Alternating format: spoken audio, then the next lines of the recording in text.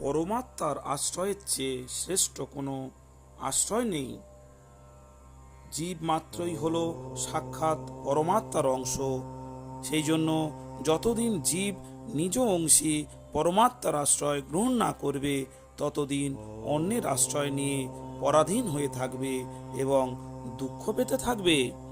যতদিন মানুষ ভগবানের আশ্রয় গ্রহণ না করবে, ততদিন অন্য কোনো আশ্রয় টিকে থাকবে না এবং সে দুঃখ পেতেই থাকবে।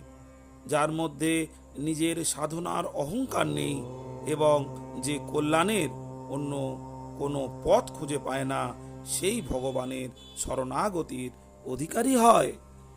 আশ্রয় তারই নেওয়া উচিত যে আমাদের থেকে পৃথক, দূরে, বিমুখ আর ভিন্ন হতে না পারে এবং আমরা তার থেকে পৃথক, দূরে, বিমুখ ও ভিন্ন হতে না পারি। নিজের মধ্যে যদি কোনো রকম বিশেষত্ব চোখে পড়ে, তবে সেটি শরণাগতির পথে অন্তরায় হয়ে থাকে। বেদের সার হলো উপনিষদ, উপনিষদের সার হলো গীতা, আর গীতার সার হলো ভগবানের শরণাগতি। যতক্ষণ পর্যন্ত নিজের শক্তির অহংকার থাকে, ততক্ষণ শরণাগত হওয়া যায় না। শরণাগতি খুবই সুগম, কিন্তু অহংকারী ব্যক্তির জন্য খুবই কঠিন।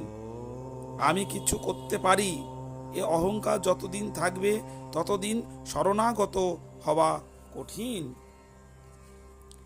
ভগবানের শরণ নিলে যেমন তত্ত্ব লাভ হয়, নিজের উদ্যোগে সেরূপ হয় না। সর্বতোভাবে একমাত্র ভগবানেরই শরণ গ্রহণ করা, এর থেকে উৎকৃষ্ট সাধনা আর নেই। শ্রোতাজন, আপনারা ভগবানের আশ্রয় কেন প্রয়োজন তা শুনলেন। স্থির চিত্তে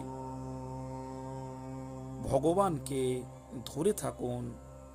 পরমাত্মাকে পেতে হবে এই কলিযুগে একমাত্র লক্ষ্য আমাদের মুক্তি। আর এই মুক্তির জন্য ঈশ্বর চিন্তার প্রয়োজন আছে, আর ভগবানে বিশ্বাস রাখতে হবে। শ্রোতাজন, ভালো থাকবেন। আর যদি মনে করেন এই কথাগুলো আপনাকে অনুপ্রাণিত করে, তবে